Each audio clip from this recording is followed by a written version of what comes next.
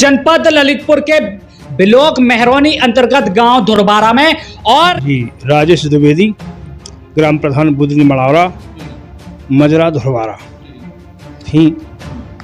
इन 2 वर्षों में मैंने 5 सीसी डलवाए हैं, जो कि यहाँ चूँकि बुधनी में तो विकास था, परंतु मजरा होने के नाते इस गांव में विकास 0 पर था। बात ये भी आती है कि विद्युत व्यवस्था कम से कम तो यहाँ पे दुरुस्त होना चाहिए। बरसात का मौसम है, आए दिन कोई ना कोई घटना यहाँ पे होती रहती है और जो झूलते हुए तार भी एक बड़ी दुर्घटना को न्योता देते हुए देखे जाते हैं। अभी 2 महीने पहले की बात है, तो लापरवाही की बात बता रहा हूँ विद्युत वालों की। ठीक है, यदि लोग बिल नहीं भरते हैं तो आप काट दीजिए, लेकिन अपनी लाइन तो दुरुस्त कीजिए कम से कम। प्रधान जी का कहना है कि अपनी व्यवस्था को दुरुस्त करिए। बिल नहीं भरते, आप उनके कनेक्शन काटें, लेकिन व्यवस्था को दुरुस्त करें। चूंकि जो जिम्मेदार अधिकारी हैं उनको भी ध्यान देना चाहिए, और जो उपभोक्ता है बिजली विद्युत व्यवस्था के साथ साथ उपभोक्ता की सुरक्षा भी बहुत जरूरी है। जैसा कि कितनी प्रतिशत लोग रह गए हैं जिनको वाकई में अभी भी वर्तमान में उनको आवास और शौचालय को एक पंचायत में एक मुक्तिधाम होना चाहिए। तो नहीं, मैं तो मांग कर रहा हूँ कि धुरबारा में भी हो, क्योंकि छोटा तो बना सकते हैं नरेगा से, लेकिन मेरा विचार है कि बड़ा मुक्तिधाम बनाया जाए।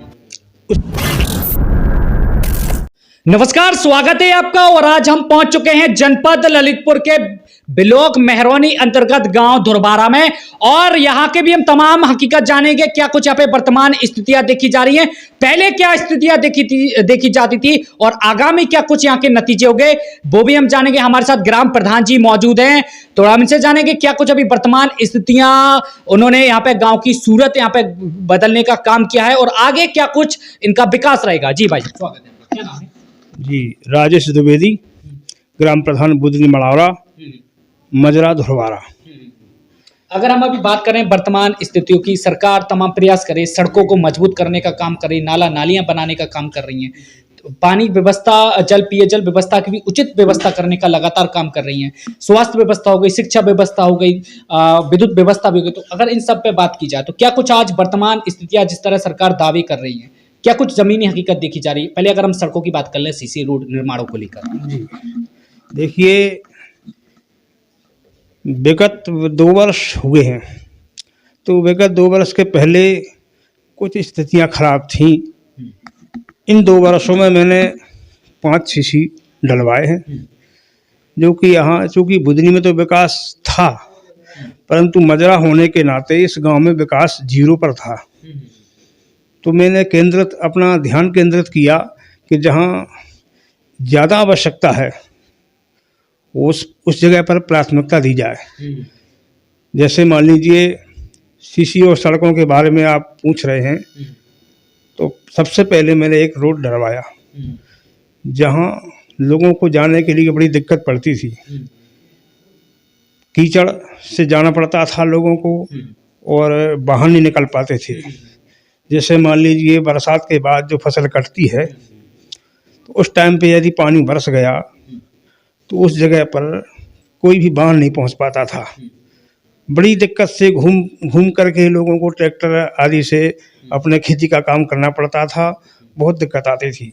अगर हम बात करें नालियों की भी, तो गांव में गंदा पानी जमा ना हो, सड़कों पे ना जाए गंदा पानी, गंदा जल भराव ना हो, तो इसके लिए क्या कुछ है, और जो पानी की सीधे निकासी हो सके, वही बात मैं बता रहा हूँ।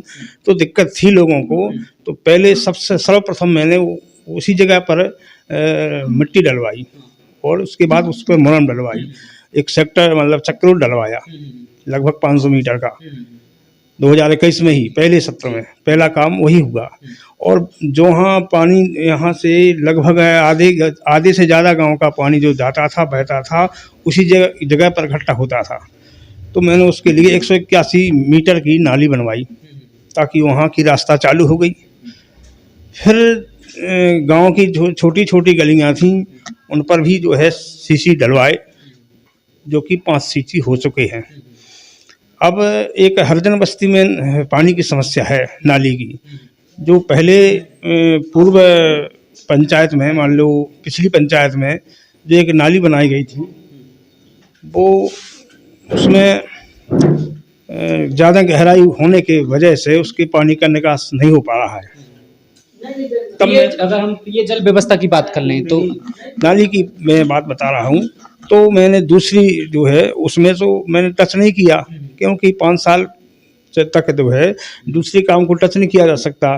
तो उन्हें दूसरी साइड की नाली पास करवा करके वो भी काम लगने वाला है, मटेरियल डल रहा है और वो नाली बन जाएगी। 212 मीटर नाली पास करवाई है, तो वो वहाँ उस जगह पानी जो भरा रहता है दूसरी नाली में, तो लोगों के पाइप डले हुए हैं, तो दूसरी जगह उस नाली में चला जाएगा पानी। इसके बाद जो आप पेयजल की बता रहे हैं, तो पेयजल की समस्या तो पहले कम थी, ऐसी बात नहीं है।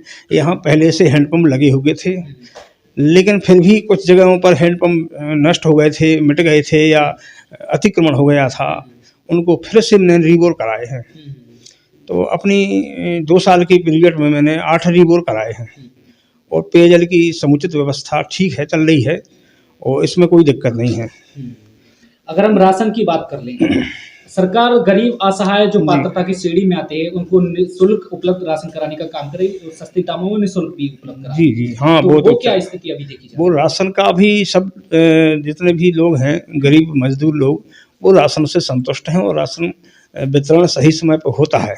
इसमें किसी को कोई असंतुष्टि नहीं है। राशन मिल रहा है, मुफ्त वाला भी पहले भी मिला है, अभी मिल रहा है, और भी जो भी सरकार की योजनाएं हैं, माननीय प्रधानमंत्री जी ने जो और माननीय मुख्यमंत्री जी ने जो डबल इंजन की सरकार है, तो राशन दोगुना करके जो दिया है उससे सब लोग संतुष्ट हैं और राशन से कोई दिक्कत नहीं है। गरीब असहाय लोगों को, जो गरीब परिवार होता है, उनको पहली चीज होती है कि उनको राशन चाहिए खाने के लिए, दूसरा रहने के लिए घर चाहिए होता है, तीसरा पीने के लिए पेयजल होता है, तीसरा स्वच्छ के लिए शौचालय जरूरी उनके लिए है।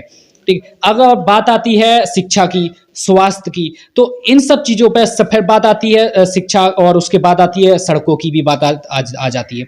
तो ये तमाम सुविधाएं सरकार का कहना है कि ये सारी चीजें हम बिल्कुल निःशुल्क लोगों को उपलब्ध कराने का काम कर रहे हैं। यहाँ तक कि हमने घर घर चूल्हा पहुंचाने का भी काम किया, गैस सिलेंडर पहुंचाने का हमने काम किया। तो जो सरकार जिस तरह से दावे कर रही है, तो कितना क्या प्रतिशत गांव में उतरते हुए धरातल पर आज वर्तमान समय में लोग लाभ लेते हुए देखे जा रहे हैं? देखिए, आवास की जो योजना है, तो पहले पिछली पंचवर्षीय में जो आवास दिए गए थे लोहिया आवास के नाम से, वो 15-16 आवास आए थे, क्योंकि अब वो है नहीं है, अब तो पीएम आवास हैं। तो मेरा भी इसमें भी ये कमी है, आवासों की कमी है, इसलिए मेरा प्रयास है कि गरीब मजदूर तबके के लोगों को ज़्यादा से ज़्यादा आवास और शौचालय की सुविधा प्राप्त हो, क्योंकि शौचालय भी मेरे इस गांव में कम है। चूँकि मजरा होने से मैं बुराई तो नहीं कर रहा हूँ, लेकिन पिछले जनप्रतिनिधियों ने इस गांव पर विशेष ध्यान नहीं दिया, और पंचायत बुधनी होने के नाते बुधनी में काफ़ी विकास कराया गया पिछले 20 वर्ष से, क्योंकि वहाँ व्यक्तिगत तौर के हिसाब से बुधनी में ही प्रधान रहे हैं। यहाँ 95 के बाद प्रधान नहीं बने हैं, इसलिए इस गांव को थोड़ा कम दृष्टि से देखा गया। और फिर मैंने ये संकल्प लिया कि ऐसा जो भी लाभ है लाभार्थियों को वहाँ तक पहुँचना चाहिए, चाहे वो इस गांव का हो चाहे उस गांव का हो। और भरसक मेरा प्रयास ये रहा है और मैं कर रहा हूँ कि आवास मिलने से छूट गए हैं लोग, उनको आवास मिले, और शौचालय से जो बच गए हैं उनको शौचालय मिले। ये मेरा प्रयास है। कितनी प्रतिशत लोग रह गए हैं जिनको वाकई में अभी भी वर्तमान में उनको आवास और शौचालय उनको मिलना चाहिए? कितनी प्रतिशत लोग पात्रता की श्रेणी में अभी आते हैं? जी, यहाँ जो है अभी भी 30% लोग रह गए हैं आवास और शौचालय की जो सुविधा से वंचित हैं। अगर हम शिक्षा की बात करें, सरकार शिक्षा पे भी पढ़ेगा इंडिया तभी बढ़ेगा इंडिया, तो सरकार का भी यही कहना है, तो वो शिक्षा पर भी ज्यादातर जोर दे रही है। हिंदी मीडियम से इंग्लिश मीडियम, अब तो सरकारी विद्यालय भी करा दिए गए हैं। पहले जर्जर हालात में पुरानी बिल्डिंग होती थी, उनको भी दुरुस्त कराने का काम किया, सौंदर्यीकरण भी बहुत काम सरकार कर रही है। तो क्या कुछ अभी धरातल पर देखे जा रहे? अभी समय मेरी पंचायत में सौंदर्यीकरण तो हुआ है। मेरे समय में केवल एक बाउंड्री वाल बना हुआ है, जो एक बाउंड्री प्राथमिक विद्यालय की बाउंड्री न होने के कारण वहाँ की व्यवस्थाएं चरमरा गई थी। यानी जैसे मान लीजिए टोंटी थी, टाइल्स थे, टाइलीकरण तो मैंने पूरा कराया, तो बाउंड्री वॉल ना होने की वजह से टाइल्स भी मतलब क्षतिग्रस्त हो गए थे और पीने के पानी की व्यवस्थाएं जो टोंटी वगैरह थी वो नष्ट हो गई थी। तो एक विद्यालय की बाउंड्री जो है बन चुकी है और अच्छी तरीके से बनी है, उसमें व्यवस्था पूरी हो चुकी है। अगले 2 विद्यालयों की बाउंड्री अभी फ्रंट पर है जो बनना है और कार्य योजना में जुड़ी हुई हैं, चूँकि वो नरेगा से हैं इसलिए उसमें थोड़ा टाइम लगता है। और पुरानी जो जूनियर हाई स्कूल का जो छत है उसमें झुकाव आ गया था, तो मैंने सबसे पहले माननीय खंड शिक्षा अधिकारी जी को ये निवेदन किया था कि इस छत में झुकाव आ गया है जो कि 2008 और 2009 में बना था, तो उसकी मरम्मत के लिए कोई आदेशित करें या मतलब आगे पहुंचाएं। उसकी योजना में है, कार्य योजना में है। और भी मान लो गांव में एक प्राथमिक विद्यालय है, वहाँ भी पानी का भराव होता है, तो वो भी मेरी योजना में है कि उसको पुराई मुरम्मतीकरण करा करके और उसको ऊंचे उठाकर, और हाँ वो उस पर पेपर चढ़ा हुआ है मतलब कार्य योजना में, वो भी आगे होना है। विद्युत व्यवस्था की क्या स्थितियां अभी देखी जा रही है? क्योंकि विद्युत व्यवस्था थोड़ी गड़बड़ है। विद्युत व्यवस्था इसलिए है कि 60% लोग बिल नहीं भरते हैं, हकीकत ये है। तो अधिकारी से भी नहीं कह पाते हैं, क्योंकि जब लोग ज़्यादातर बिल नहीं भरेंगे और कम लोग बिल भरते हैं, इसलिए वो सुन लेते हैं और थोड़ी बहुत व्यवस्था बना देते हैं। सिंचाई के टाइम पे हो जाती है व्यवस्था, जो है ठीक ठाक ठीक ठाक सरकार की तरफ से कोई दिक्कत नहीं है। सिर्फ बिजली की व्यवस्था है, तो उसमें उत्तरदायी हम लोग हैं। यदि मान लीजिए 80% बिल भरे जाएं तो सरकार तो बिजली देगी। कई जगह ऐसा भी ये नज़ारा भी देखा जाता है, लोगों का कहना है, जनप्रतिनिधियों का भी ये कहना होता है कि बिजली के तो पहुंचती हैं तो कहीं भारी मात्रा में कटौती होती है, तो कहीं विद्युत तार जो लाइन निकाली गई, हाई वोल्टेज भी निकाली गई है, तो वो भी जर्जर हालात में देखी जा रही। तो क्या आपके गांव में भी यही स्थितियां देखी जा रही हैं? ये तो बात है, जो बिजली के जो कार्य करने लोग हैं, लाइनमैन वगैरह हैं, वो ठीक तरह से लाइन दुरुस्त नहीं करते हैं, उनकी तो लापरवाही है। जैसे मान लीजिए पिछली वर्ष हमारे गांव में एक भैंस खत्म हो गई थी, उसमें करंट आ गया उसके डिब्बे में, और डिब्बे में से करंट आया स्टेट में, भैंस को स्टेट से लगी, भैंस खत्म हो गई। तो इस ओर जो जिम्मेदार अधिकारी हैं उनको भी ध्यान देना चाहिए, और जो उपभोक्ता है बिजली विद्युत व्यवस्था के साथ साथ उपभोक्ता की सुरक्षा भी बहुत जरूरी है। जैसा कि बताया गया कि पिछली बार एक भैंस की चपेट में बिजली की चपेट में आने से भैंस की मौत हो चुकी थी। तो कई गांव में भी देखा जाता है कि कोई ना कोई चपेट में आने के कारण अपनी जान गंवा देते हैं, और ये जो लापरवाहियां हैं तो कई जगह देखने को मिलती हैं। और जैसा कि कहना है कि जो कुछ लापरवाहियां यहाँ पे देखी जा रही हैं, कुछ जो बिजली है वो भी कटौती देखी जा रही है, तो कहीं जर्जर हालात में विद्युत पोल और जो लाइन डाली गई है वो भी हालात में देखी जाती है, जर्जर हालात काफी बताई जाती है।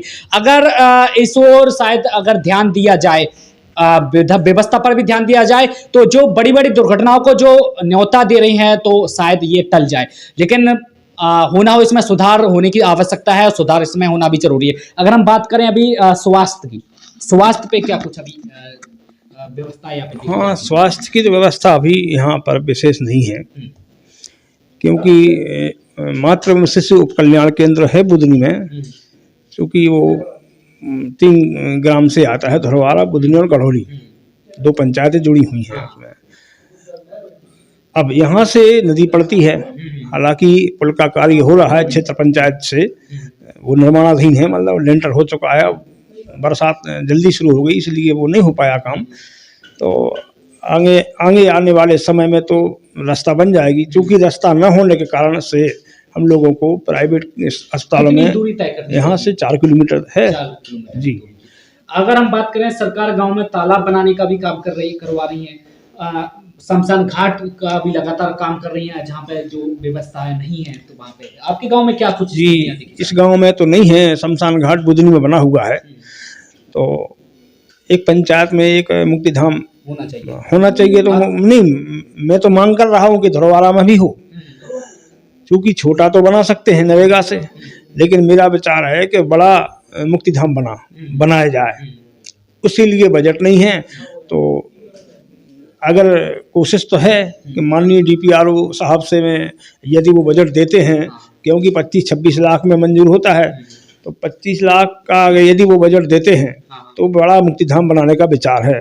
और किसी कारण यदि बजट ना मिला तो मैं अपने नरेगा से छोटा मुक्तिधाम अवश्य बनाऊंगा, इस वर्ष मेरा लक्ष्य है।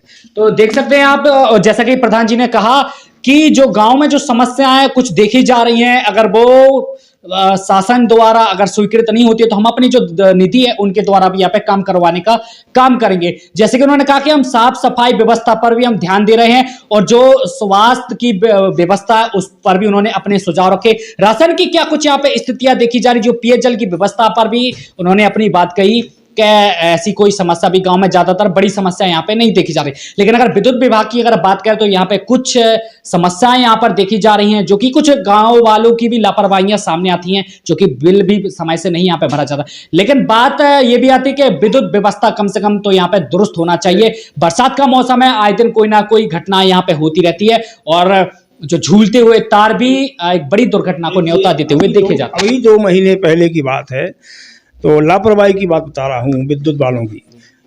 ठीक है, यदि लोग बिल नहीं भरते हैं तो आप काट दीजिए, लेकिन अपनी लाइन तो दुरुस्त कीजिए कम से कम। प्रधान जी का कहना है कि अपनी व्यवस्था को दुरुस्त करिए, बिल आप वो बिल नहीं भरते आप उनके कनेक्शन काटें, लेकिन व्यवस्था को दुरुस्त करें, चूंकि जो एक बड़ी दुर्घटना को न्योता देते हुए बता रहा हूँ। 2 माह पहले एक छोटी सी बच्ची 10-12 साल की बच्ची यही पास में गांव के पास से निकला हुआ है 11,000 जो है हाई टेंशन, तो उसमें मान लो उसके बाल झुक गए। अपने जो कंडा बनाए जाते हैं तो कंडा लेने के लिए गई, तसला में भरे तो वो झुक गए। तसला झुकने से वो उसको 11,000 का करंट लग गया, बिल्कुल नीचे थी। आज क्या स्थिति है? फिर वो तुरंत दुरुस्त हो गई। मैंने मतलब वहाँ बात की यही से और लोगों से, तो तुरंत बच्ची तो 15 दिन तो अस्पताल में रही ललितपुर। काफ़ी पैसा लगाया उन लोगों ने और कोशिश की गई कि सरकार से कोई सुविधा मिले, लेकिन कुछ नहीं हुआ अभी। और मैं प्रयास कर रहा हूं कि उस बच्ची के लिए इलाज के दौरान जो और उसके घर में शादी भी थी, बच्चे की शादी थी, लेकिन वो पूरा परिवार उस बच्ची की देखभाल में लगभग 15-20 दिन अस्पताल में रहा और बड़ी दयनीय स्थिति हो गई थी। मरणासन स्थिति में वो ले गए थे, मैंने अपनी आंखों से देखा था। तो मैंने तुरंत उन लोगों को फ़ोन लगाया, जेई को, उन्होंने तुरंत लाइन काट करके और उसको तो दूसरे दिन दुरुस्त भी कराया। लेकिन यदि पहले से मान लीजिए पहले से अगर लाइन ठीक रहे या अपनी व्यवस्थाएं सही रहें तो ऐसी घटनाएं ना घटें। लोगों भगवान ने बाल बाल बचाए, वो बच्ची बच गई। लेकिन पिछली साल भैंस खत्म हो गई थी। भैंस भी मतलब अच्छी भैंस थी वो, और उसकी 60-70 हज़ार रुपये कीमत थी। लेकिन दर्द होता है कि घटना घट जाती है, तो घटना ना घटे इसके पहले इन लोगों को अपनी लाइन दुरुस्त करना चाहिए। और जैसे अब बरसात लग रही है तो बरसात के पहले अपने तार या जहाँ भी फॉल्ट हो रहे हैं, जैसे भी असुविधा है, तो उनको तुरंत जो है होना चाहिए। हाँ, थोड़ी उनकी लापरवाही रहती है। विद्युत विभाग को अपनी व्यवस्थाओं को दुरुस्त यहाँ पे करना चाहिए, सभी जगह दुरुस्त करना चाहिए जहां पे झूलते हुए तार और बड़ी दुर्घटना को न्योता देते हुए जो लाइन हाई टेंशन लाइन भी देखी जा रही है तो उनको दुरुस्त करना चाहिए। चूंकि अगर ये पहले अगर यहाँ की व्यवस्था दुरुस्त की जाती, 2 माह पहले की बात यहाँ पे बताई जा रही है, तो शायद उस बच्ची को इस भारी घटना का सामना नहीं करना पड़ता। भले ही आज लड़की जैसे भी हो, लेकिन बाद उसके 2 दिन बाद उस व्यवस्था को दुरुस्त किया गया था। जो लाइन वहां से निकाली गई थी उसको दुरुस्त कर दिया गया था। लेकिन अगर पहले से होता तो शायद इस भारी चुनौती का सामना नहीं करना पड़ता। और ऐसा आगे भी ना हो, लगातार लोग यही मांग कर रहे हैं, व्यवस्थाओं को दुरुस्त की मांग कर रहे हैं कि व्यवस्थाओं को दुरुस्त किया जाए। तो बने रहिए आप हमारे साथ, और भी जगह ले चलेंगे, वहां की तमाम क्या कुछ हकीकत है वो भी हम आपको बताएंगे, और अंदर भी गांव पर लेके चलेंगे, वहां पर भी लोगों से हम जानने का प्रयास करेंगे, वहां पर लोग क्या कुछ कहते हैं, क्या कुछ हकीकत देखी जाती है, क्या कुछ वर्तमान स्थितियां देखी जाती है, किस तरह गांव की सूरत बदलने का ग्राम प्रधान जी काम कर रहे हैं, और आगामी क्या कुछ यहाँ पे लोग संभावना जताते हैं, क्या कुछ कहना होगा लोगों का, वो भी हम जानने का प्रयास करेंगे, जमीनी हकीकत दिखाने का प्रयास करेंगे। तब तक बने रहिए मेरे साथ। फिलहाल के लिए मुझे दीजिए इजाजत। नमस्कार।